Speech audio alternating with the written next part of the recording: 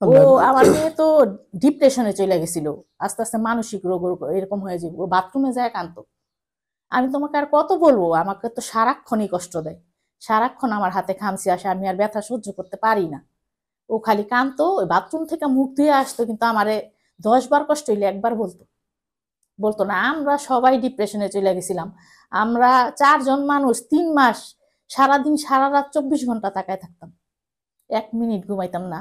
আল্লাহর রহমতে এখানে আসার পর থেকে আমরা ডিসেম্বরের 10 তারিখ থেকে এই পর্যন্ত আল্লাহর রহমতে আল্লাহ ভালো রাখছে, এখন পর্যন্ত আল্লাহ ভালো আমরা রাখছে, চিকিৎসা ভালো আছে। করছি প্রায় 1 মাস হয়েছে। এই 1 মাসের মধ্যে আর কোনো সমস্যা হয়েছে? না, কোনো সমস্যা হয়নি। এখন পরিপূর্ণ সুস্থ আছে। এখন আল্লাহর রহমতে ভালো আছে। বিসমিল্লাহির রহমানির রহিম। আপনি ফাতেমার আম্মা না? হ্যাঁ। হ্যাঁ, বলেন তো ফাতেমার কি সমস্যা ছিল, আর কতদিন আগে চিকিৎসা করেছেন, আর কি রেজাল্ট আসলো? আগে ওর সমস্যাগুলো বলেন। সমস্যা, হ্যাঁ, ওর সমস্যা হলো 3 মাস যাবত হইতাছিল। ও প্রথমে ভয় পাইতো, ভয় পাইতো, পরে দেখলাম যে ওর হাতের মধ্যে খামচির মতো আসতেছে, অনেক মানে 20টা 25টা 50টা এরকম খামচি দাগ, রক্ত বেরোয়া যেত, এরকম হইতো। হওয়ার পর আমার বলতো যে অমুক জায়গায় যান, যেদিকে বলতো সেদিকেই যাইতাম আমি। কিন্তু ওই যাওয়ার পর 2 দিন ভালো থাকতো, 1 সপ্তাহ ভালো থাকতো, আবার ওর সমস্যা হইতো। এরকম হইতে হইতে ওর দেখতাম গালে খামচি, ঘাড়ে খামচির দাগ, পিঠে খামচি দাগ, রক্ত বেরোয়া যেত।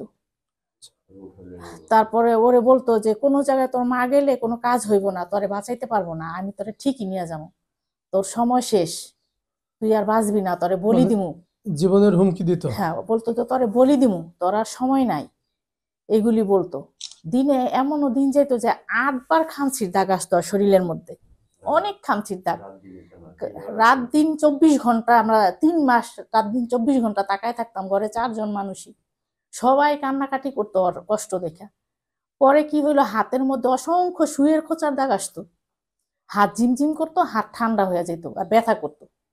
পরে আসতো হাতের মধ্যে ব্লেডের দাগের মতো, ওইটাও ঝিমঝিম করতো, জ্বলতো, ব্যথা করতো। তারপরে হইলো কি, ওর শ্বাসকষ্ট, বোবা হয়ে যেত, কথা বলতে পারতো না, এমন শ্বাসকষ্ট। আমি হাসপাতাল পর্যন্ত নিয়ে যেতাম, ডাক্তাররা বলতো তুই মানসিক রোগ ওর, ওই প্রেম করে কি না, ওর হাতে এত খামচির দাগ, এত কাটা দাগ কেন। আমার কোনো উত্তর থাকতো না, কি বলবো আমি।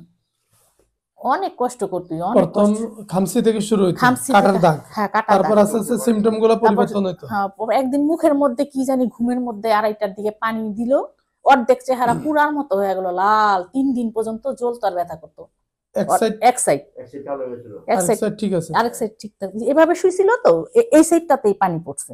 2:30 রাত্রে, 2:30 বাজে তখন ওই একটা সাইড আর পুরা লাল হয়ে গেছে, আর জ্বলতো আর ব্যথা করতো। 3 দিন পর্যন্ত ওইরকমই ছিল। আচ্ছা।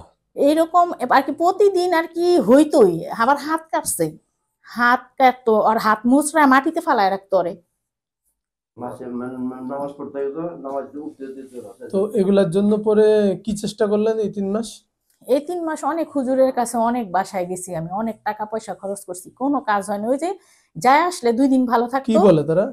ওরা বলতে যে তাবিজ নেন, পরা পানি নেন, রোকেয়াও করছি আমি। আচ্ছা। রোকেয়া বলছে আজীবন করেন, আপনার তো রোকেয়া হয় না, ইমান ঠিক করেন, ইমান মজবুত করেন, ইমান এখনো মজবুত হয় নাই, এই জন্য কে ভালো হয় না। কয়? ওই যে রোকেয়া যায় করছে কয় যে ইমান আরো মজবুত, আমি আর কেমনে মজবুত করবো আমি, আমি তো 5 ওয়াক্ত নামাজ পড়তেছি, আল্লাহর কাছে দোয়া করতেছি, যেটা বলছেন ওইটাই করতেছি, প্রতিদিন বাকারা পড়তেছি, বাকারা শুনতাছি, এগুলা রোকেয়া পানি, কতদিন করতে হবে বলছে? আজীবন। আজীবন? আজীবন, কিন্তু আমার মেয়ে তো সুস্থতা দেখি না, আমি আজীবন কতদিন করবো। করছেন আনুমানিক? 15-20 দিন এরকম করছি। প্রতিদিন যেতে হতো? না, গেছি 2 বার 3 বার গেছি, কিন্তু যে আমল করতাম ওর বিন্দু পরিমাণ কোনো উপকার পাইনি, একটু না? এক ফোঁটাও না, কোনো না। কিন্তু অন্য 2 হুজুরের কাছে যারও গেছি, একটা 2 দিন ভালো ছিল, আর একটা 1 সপ্তাহ ভালো ছিল। এই এই 1 সপ্তাহ পর আবার সেই সমস্যাই। আর ওই রুকিয়া যেগুলি করছেন এগুলা প্রায় 15-20 দিন করছেন, হুম। একটু পরিবর্তন না, হয় না? কোনো পরিবর্তনই নাই ওর মধ্যে কোনো। ও আল্লাহ। আমার মেয়ে তো ডিপ্রেশনে চলে গেছিল, আস্তে আস্তে মানসিক রোগ এরকম হয়ে যাবে, ও বাথরুমে যায় কাঁদতো। আমি তোমাকে আর কত বলবো, আমাকে তো সারাক্ষণই কষ্ট দেয়, সারাক্ষণ আমার হাতে খামচি আসে, আমি আর ব্যথা সহ্য করতে পারি না। ও খালি কাঁদতো, ওই বাথরুম থেকে মুখ ধুয়ে আসতো, কিন্তু আমারে 10 বার কষ্ট হইলে একবার বলতো, বলতো না। আমরা সবাই ডিপ্রেশনে চলে গেছিলাম। আমরা 4 জন মানুষ 3 মাস সারাদিন সারা রাত 24 ঘন্টা তাকায় থাকতাম, 1 মিনিট ঘুমাইতাম না। আল্লাহর রহমতে এখানে আসার পর থেকে আমরা ডিসেম্বরের 10 তারিখ থেকে এই পর্যন্ত আল্লাহর রহমতে আল্লাহ ভালো রাখছে, এখন পর্যন্ত আল্লাহ ভালো আমরা রাখছে, চিকিৎসা ভালো আছে। করছি প্রায় 1 মাস হয়েছে, এই 1 মাসের মধ্যে আর কোনো সমস্যা হয়েছে না, না? কোনো সমস্যা হয় না। এখন পরিপূর্ণ সুস্থ আছে। এখন আল্লাহর রহমতে ভালো আছে। আল্লাহ আপনার বাচ্চাকে ভালো রাখুক, আপনাদেরকেও ভালো রাখুক। আসলে বাস্তবিক ওর যে প্রবলেমটা আমরা পেয়েছিলাম সেটা হয়েছে জিনের দ্বারা তাকে ব্ল্যাক ম্যাজিক করা হয়েছে। এক তো হলো এমনিতেই ব্ল্যাক ম্যাজিক করা যায়, জাদু টোনা করা যায়, এগুলো করে মানুষ মানুষের ক্ষতি করে। তো আরেকটা হচ্ছে জিন দিয়েও মানুষ মানুষের ক্ষতি করে।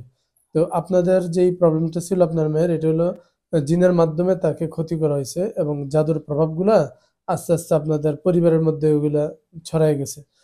আল্লাহ তাআলা হেফাজত করুক। এখন তো ভালো আছে? আলহামদুলিল্লাহ।